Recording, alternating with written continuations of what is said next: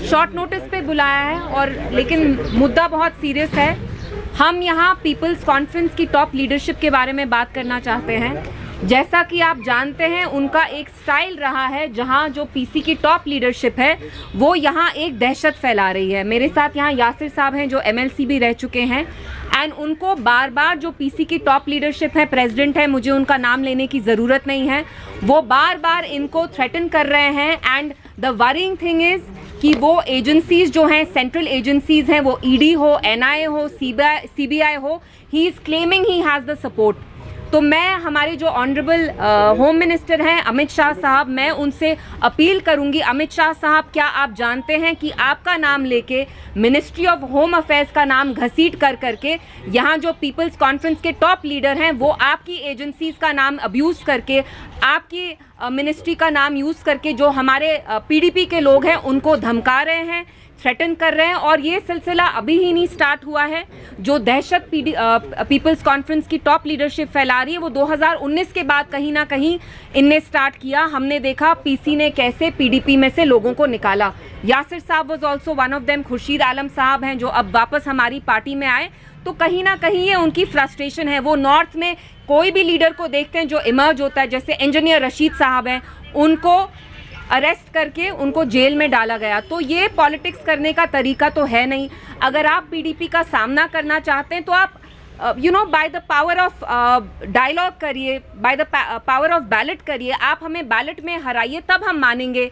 अगर आप में लीडरशिप की स्किल्स नहीं है तो आप यहाँ दहशत नहीं फैला सकते हैं। बार बार आपने भी बहुत सारी कॉल रिकॉर्डिंग सुनी होंगी जिसमें इनके जो टॉप लीडर हैं सजाद साहब, वो ये क्लेम करते हैं कि उनको दिल्ली का सपोर्ट है, उन्हें एमएचए का सपोर्ट है, ईडी वो भेजेंगे। उनने अपने किन्हीं बंदों से यासिर साहब को कॉल करा के ये भी बोला कि जो ईडी के टॉप लोग हैं, सीबीआई के लोग हैं, एनआईए के लोग हैं, वो आजकल श्रीनगर में हैं, वो मेरे घर आते हैं, मैं उनको अपने किसी और लीडर के घर पे मिलता हूं जहां हम डिस्कस कर रहे हैं कि यासिर साहब हम आपको कैसे थ्रेटन करें, कैसे इंटिमिडेट करें। और अगर आप पीसी की पॉलिटिक्स देखेंगे, यही रही है, लोगों को अरेस्ट करना। और ये पॉलिटिशियंस की ही बात नहीं है, पीडीपी के लोगों को ही तंग नहीं किया। जो आप में से बहुत सारे यहाँ उम्दा जर्नलिस्ट हैं उनको तक पीसी ने तंग किया है, थ्रेटन किया है, इंटिमिडेट किया है। यहाँ जो बिजनेसमैन हैं उनसे हफ्ता वसूली की जाती है, पैसा एक्सटॉर्ट करने की कोशिश की जाती है। और मेरा जो होम मिनिस्टर साहब हैं उनका मेरे से एक सीधा सवाल भी है और अपील भी है कि अमित शाह साहब,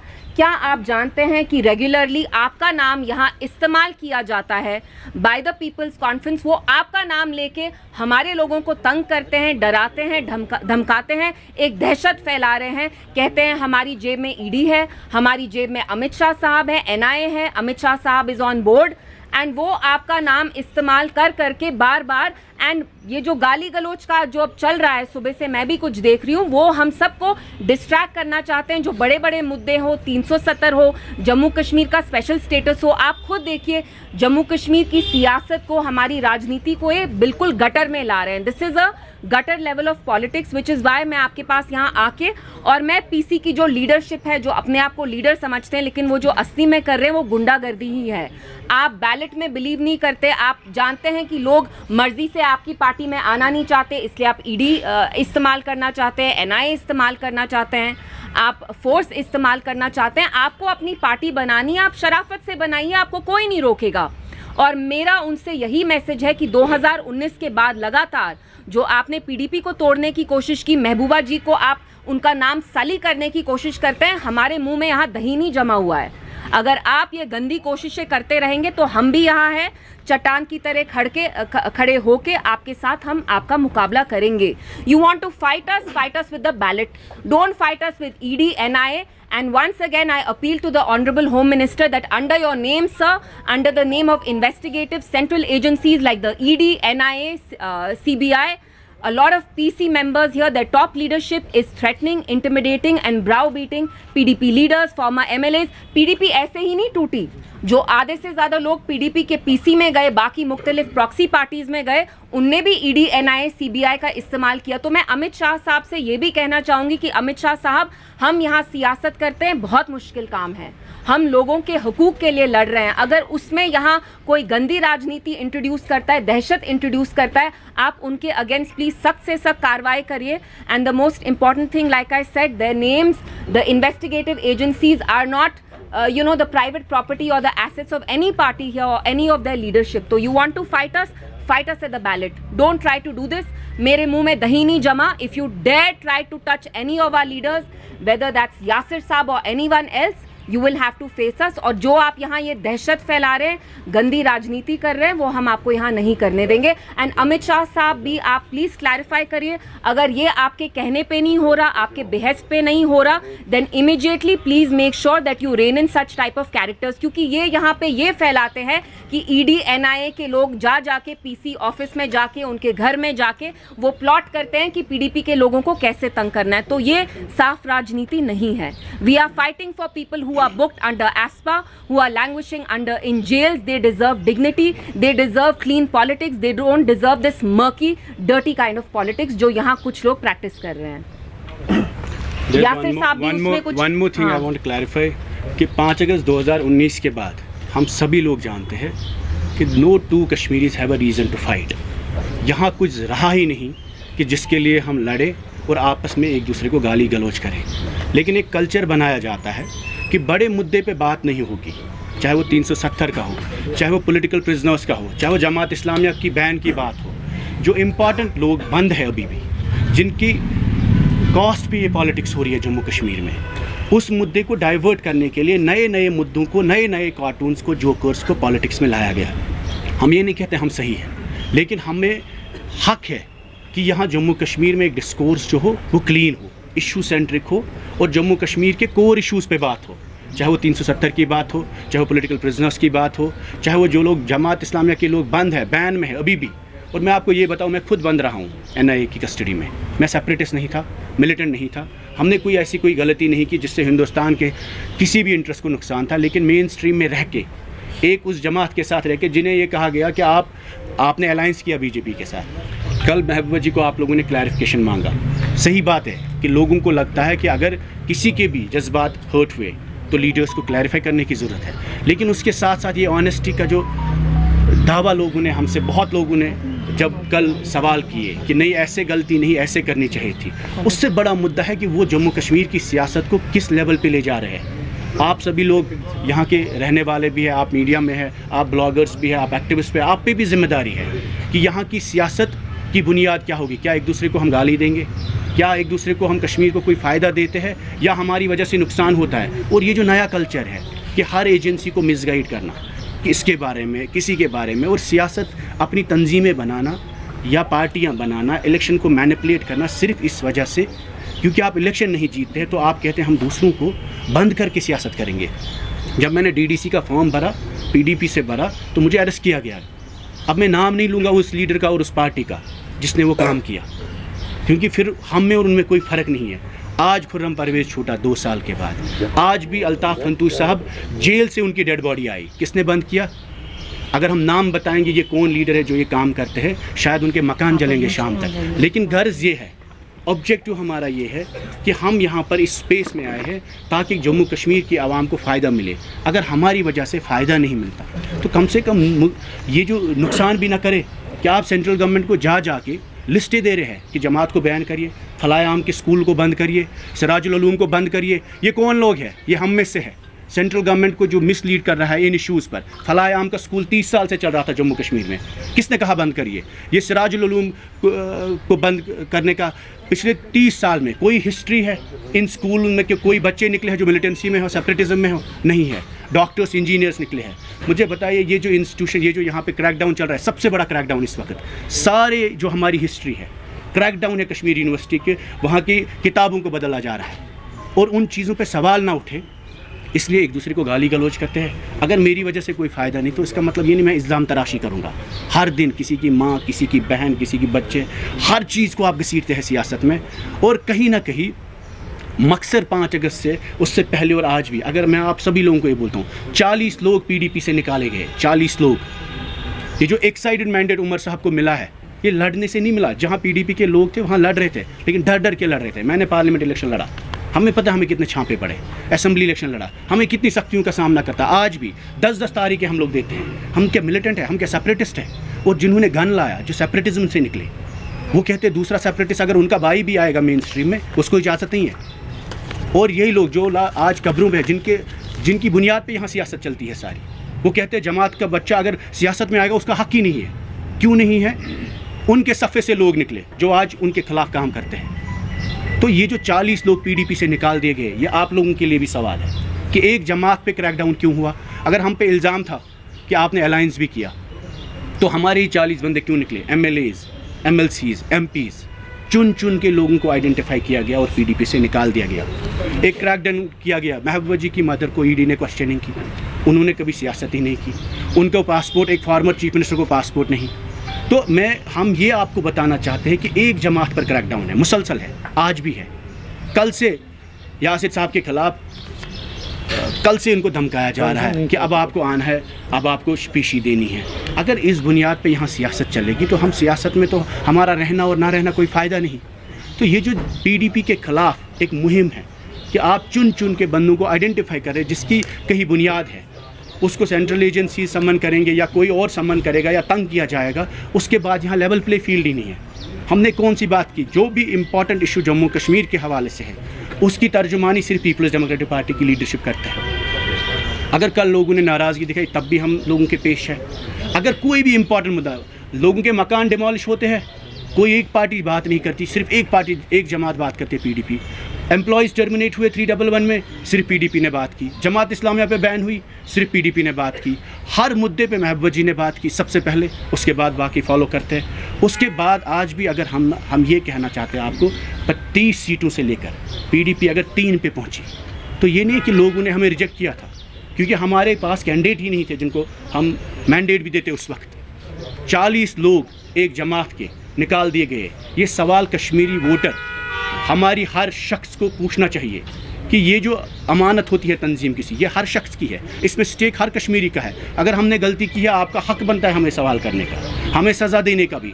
लेकिन इस तरीके में एजेंसियों को इस्तेमाल करना, रोज़ धमकाना, रोज़ छापे डालना, क्रैकडाउन करना, एक जमात से निकाल के दूसरी जमात में, आप देखिए 5 अगस्त के बाद एक पार्टी तोड़ी, नेशनल कॉन्फ्रेंस पे क्रैकडाउन नहीं हुआ, नॉट इवन 1%। 13 लोग पीडीपी के MLA आज नेशनल कॉन्फ्रेंस में MLA है, कुछ मिनिस्टर भी है, क्योंकि यहाँ सेफ नहीं था। लोगों ने नहीं रिजेक्ट किया, सरकार ने रिजेक्ट किया, दिल्ली ने रिजेक्ट किया, छापे डलवाए गए पीडीपी के खिलाफ। और आज भी जब हम बात करते हैं, चाहे वो जमात की बात हो, चाहे वो कश्मीर की बात हो, चाहे वो अमन की बात हो, चाहे वो 370 की बात हो, चाहे वो एम्प्लॉयज़ की टर्मिनेशन की बात हो, चाहे वो पॉलिटिकल प्रिजनर्स की बात हो, चाहे वो जो मकान अटैच हुए, जब भी हम इन मुद्दों पर कोर इश्यूज़ पर लाना चाहते हैं, बात करना चाहते हैं, तो हमारे खिलाफ कोई ना कोई बयानबाजी होती है। हमने उमर साहब के खिलाफ बयानबाजी नहीं दी, लेकिन हर दिन नेशनल कॉन्फ्रेंस जब निकलती है पीडीपी के खिलाफ बयानबाजी देती है। हमने सजाद खान साहब के खिलाफ कोई बयानबाजी नहीं दी, लेकिन हर दिन शाम को वो निकलते हैं और अपना वो लड़ीशा चलाते हैं और पीडीपी के खिलाफ बयानबाजी करते हैं। और सजाद साहब का रोल, किरदार, सियासत, सेपरेटिज्म में से आए मेन स्ट्रीम में हम वेलकम करते हैं। उनको हक है, उनके बाप ने कुर्बानी दी, उनको हक है, उनके भाई को भी हक है, हर शख्स को हक है। लेकिन हम मुश्किलात नहीं बना रहे हैं उनके लिए, लेकिन वो मुश्किलात ना बनाए। अगर मैं उनको ये बताऊं कि उनका रोल कहाँ कहाँ पे क्या था, शायद कश्मीर के लोग उनको यहाँ चलने भी नहीं देंगे। लेकिन हमारा गर्ज बार बार इन चीज़ों को घसीटने का, no two Kashmiris have a reason to fight today. The most important is that इस वक्त यहाँ के डिस्कोर्स में सैनिटी हो, गाली गलोच ना हो। अगर हम कुछ ना कर सके, 370 वापस ना ला पाए, अगर हम कुछ नहीं दे सकते कश्मीरियों को, कम से कम ये जिल्लत ना दे। और ये जो तरीका है एक दूसरे को बंद रखने का, मकान अटैच करने का, प्रॉपर्टीज़ अटैच करने का, छापे डलवाने का, फिर लीडर्स को निकाल के दूसरी पार्टियों में लाने का, ये तरीका सही नहीं है। और हम सभी आप लोगों के थ्रू यही बात बताना चाहते हैं, आपको भी मीडिया का इंपॉर्टेंट रोल है, सोशल मीडिया का रोल है। कई लोगों ने हमसे सवाल किए, लेकिन जो कोर इशूज़ है आप उनको भूलें ना, उन पे फोकस करें, उन पे बात रखें। Rest all is being as an attempt used to divert attention from the core issues in Jammu and Kashmir. शुक्रिया। मैं यासिर ऋषि हूँ, सुंबल सोनावारी का रहने वाला हूँ। एक मिडिल क्लास फैमिली से बिलोंग कर रहा था। 2002 से मैंने बिज़नेस शुरू किया। तो 2002 में बिज़नेस करके आपका एक जर्नलिस्ट है मासूद साहब, उसने एक दिन मुझे मदद की, तो मुझे बैंक ने थोड़ा सा फाइनेंस किया, तो अपना काम शुरू किया मैंने। अल्लाह का करम फजल है, 2008 में मुझे मुफ्ती साहब ने बुलाया, कहा कि आप पॉलिटिक्स में आ जाइए। तो मैंने बड़ी मिन्नत की। शायद आप लोग बहुत से लोग यहाँ पर होंगे जिनको मालूम है। मैंडेट दे के मैंने कहा दूसरे दिन मैं नहीं लड़ूंगा, क्योंकि मैं लड़ना नहीं चाहता, क्योंकि हमने बहुत मुसीबतें देखी थी। सोनावारी में हमने बहुत सख्तियाँ देखी थी, क्योंकि 96 में जब वहाँ पर एक रजीम था इख्वान का, कोई खड़ा नहीं हो रहा था, तो मैं PUC में पढ़ रहा था, तो मैं उसके खिलाफ खड़ा हो गया। फिर मैंने बड़ी सख्तियाँ उठाई, मेरा घर जलाया गया, मुझे फिर भागना पड़ा यहाँ से काफ़ी टाइम पे। कभी मैं मिलिटेंट नहीं रहा हूँ, कभी मैं सेपरेटिस्ट में नहीं रहा हूँ, कभी मैंने ऐसा कोई काम नहीं किया। और एक बात हो गई मेरे साथ, इसके बाद जब 2005 अगस्त के बाद हमें उससे पहले ही तंग करना शुरू कर दिया गया, तो मुझे खासकर मतलब मेरे ऑफिस में रेडें पड़ी, मुझे तंग किया गया। अल्लाह के कर्म फजल से मैं बताऊं आपको, मैंने आज तक, मैं प्रॉपर्टी का काम कर रहा था, एक मरला आप सब मुझे साबित करके दो मैंने किसी का खाया। आज तक मुझे आप ये साबित कर दो आपको किसी के साथ मुकदमबाजी है। आज तक मुझे ये भी साबित नहीं करके देगा कोई कि मेरे ज़मीन, मेरी प्रॉपर्टी पे पटवारी निशानदेही के लिए आया। हो गया एक मसला। दूसरा मसला बैंक का। बैंक में मुझे आप बता दीजिए, मैंने एक पैसा, एक अकाउंट मेरा कभी NPA हुआ हो या कोई चीज़ हुआ हो, वो भी कभी नहीं हुआ। कोई मुझे आ जाए कि जिसके साथ मुझे मुकदमबाजी है कि मैंने किसी का हक खाया, पैसा खाया, कभी नहीं। कोई मुझे लड़ाई नहीं, किसी के साथ मुझे कोई झगड़ा नहीं, कोई चीज़ नहीं आज तक हुई। लेकिन इसके बावजूद हमें, छोटा मोटा बिजनेसमैन था मैं, पॉलिटिक्स में मैं उभर गया थोड़ा सा अपने एरिया में।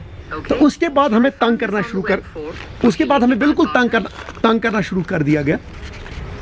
तो इसके 5 अगस्त के बाद जब PDP के क्रैकडाउन कसा गया, तो सबसे पहले मुझे टारगेट किया गया। तो मुझे कहा गया कि आपके लिए जो हमें क्या कहते हैं उसको, जहाँ वहाँ एक कोपाड़ा का है, वो एक बिजनेसमैन है, क्या नाम है उसका, ज़ूर वटाली साहब के साथ एक बारक खुली है। मैं अल्लाह और रसूल को हाजिर नाजिर रख कर, और बहुत से लोग गवाह हैं इसके मेरे, जिनके सामने मुझे ये लीडर्स कहते थे कि अगर आपने ऐसा नहीं किया तो एक बारक खुली थी। तो घर वाले भी घबरा गए। मैं PDP से नहीं निकलना चाहता था, क्योंकि निकलता वो जिसको वहाँ लालच है।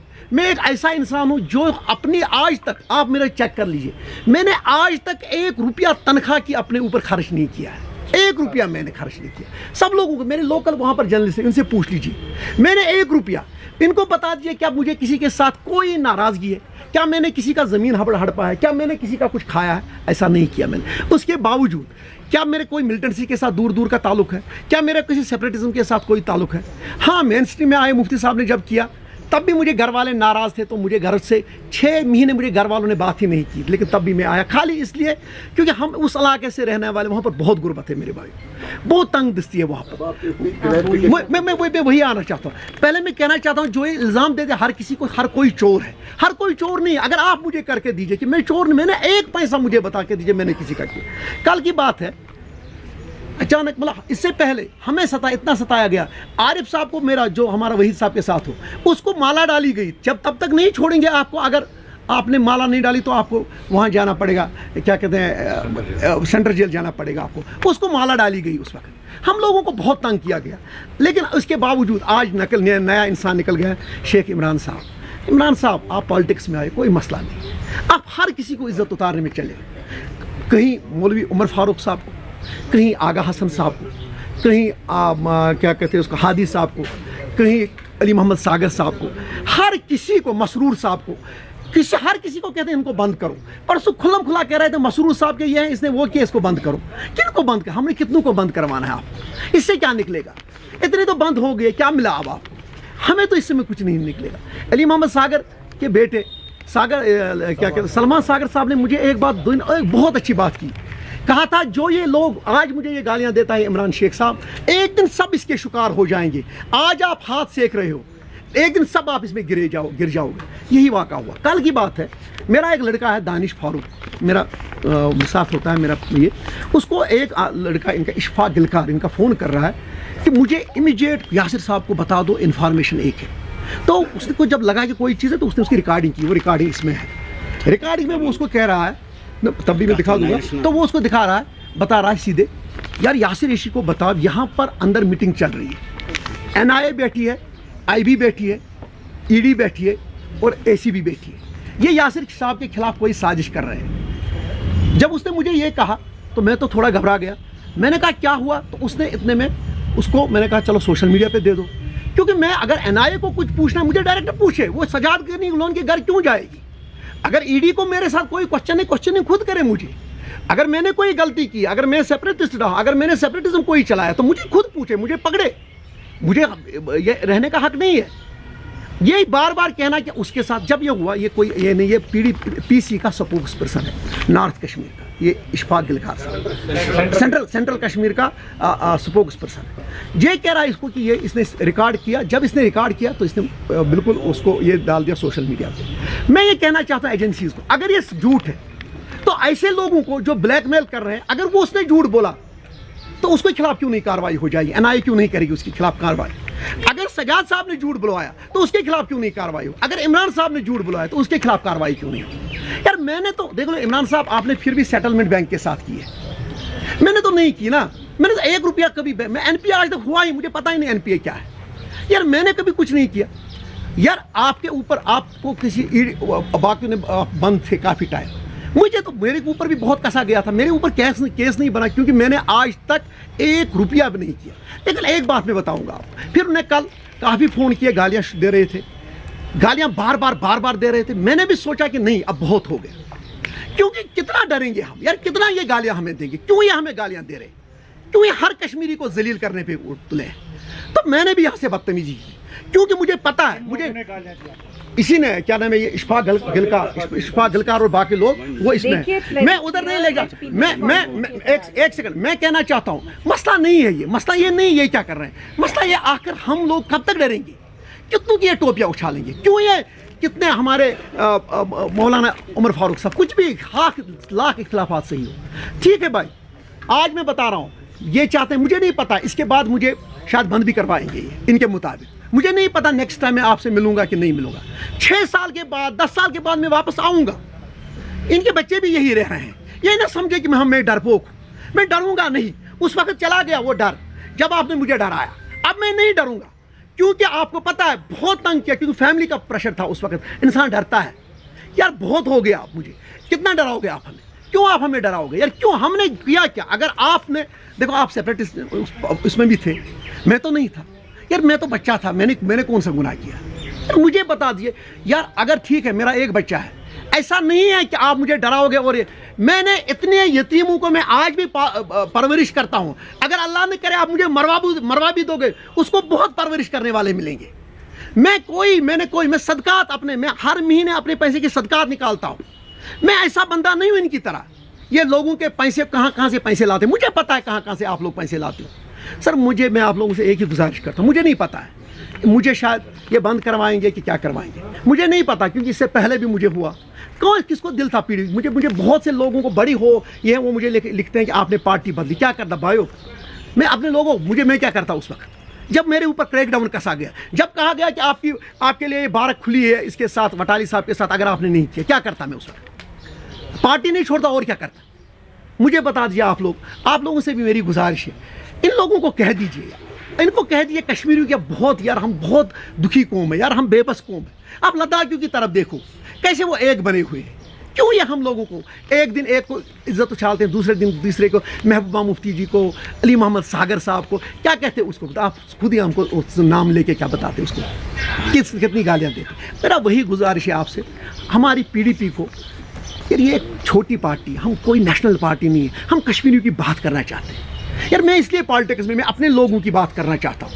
मुझे वहाँ पर बहुत सख्ती है, बहुत गुर्बत है यार। अगर हुआ होता कुछ शायद मैं नहीं करता यार। मैं चाहता हूँ कि वहाँ पर भूखे लोग रहते हैं, वहाँ पर खाली पेट सोते हैं लोग, अल्लाह गवाह वहाँ पर बहुत से लोग खाली पेट सोते हैं। मेरा अल्लाह जान रहा है, मैं खाली इसलिए पॉलिटिक्स कर रहा हूँ। मुझे आज तक मैं बता रहा हूँ आपको, कोई भी मिनिस्टर मुझे कहे यासिर रिशी आपने कोई सिफारिश करवाई, कोई भी ऑफिसर मुझे बता दे, मेरा आपसे गुजारिश है यही, इन लोगों को अब मैं सब एजेंसीज़ को सारे इनको कहता हूँ, अगर ये झूठ है, अगर इस लड़के ने झूठ बोला, इस शख्स, इनके खिलाफ कार्रवाई होनी चाहिए, ताकि ये सबक मिले, ताकि लोगों को पता चले कि ऐसा नहीं चलेगा। शुक्रिया। अगर आपका सपना भी गवर्नमेंट जॉब पाने का है लेकिन बड़ी बड़ी फीस बन रही है परेशानी, तो मायूस होने की ज़रूरत नहीं है। मेहनत और सही गाइडेंस से ही हर सपना पूरा किया जा सकता है। जम्मू कश्मीर और लद्दाख का भरोसेमंद और जाना माना कोचिंग इंस्टीट्यूट कैरियर अड्डा पिछले 10 सालों से हजारों बच्चों को एसएससी, जेकेएसएसबी, बैंकिंग, डिफेंस और दूसरी गवर्नमेंट जॉब्स की शानदार तैयारी करवा रहा है। सबसे खास बात यह है कि यहाँ बच्चों को बेहतरीन गाइडेंस के साथ ऐसी तैयारी करवाई जाती है जिससे उनका सिलेक्शन आसान हो सके, वो भी बिना किसी ट्यूशन फीस के। यानी यहाँ आपको मिलेगी फ्री कोचिंग। कैरियर अड्डा में सिर्फ क्लासेस ही नहीं बल्कि हर एग्जाम को क्रैक करने के लिए शानदार मॉक टेस्ट सीरीज भी उपलब्ध करवाई जा रही हैं, जो बच्चों की तैयारी को और मजबूत बनाती हैं। जो बच्चे सेल्फ स्टडी कर रहे हैं वो भी इस सुविधा का फायदा उठा सकते हैं। इसके अलावा बच्चों के लिए फ्री डाउट सेशंस भी रखे जाते हैं, जहां हर सवाल और हर परेशानी का आसान तरीके से हल बताया जाता है। कैरियर अड्डा की मेहनत और बेहतरीन टीचिंग का नतीजा है कि आज 3500 से ज़्यादा बच्चे किसी न किसी सरकारी नौकरी में अपनी खिदमत अंजाम दे रहे हैं। अगर आपका भी सपना 2026-27 में गवर्नमेंट जॉब हासिल करने का है तो देर किस बात की। आज ही जुड़िए कैरियर अड्डा इंस्टीट्यूट के साथ और अपने सुनहरे मुस्तकबिल की शुरुआत कीजिए। हमारा पता है कैरियर अड्डा इंस्टीट्यूट, नियर गुरुद्वारा, रिहाड़ी चुंगी, जम्मू। जम्मू कश्मीर की खबरों के लिए जुड़े रहिए जेके अपडेट के साथ।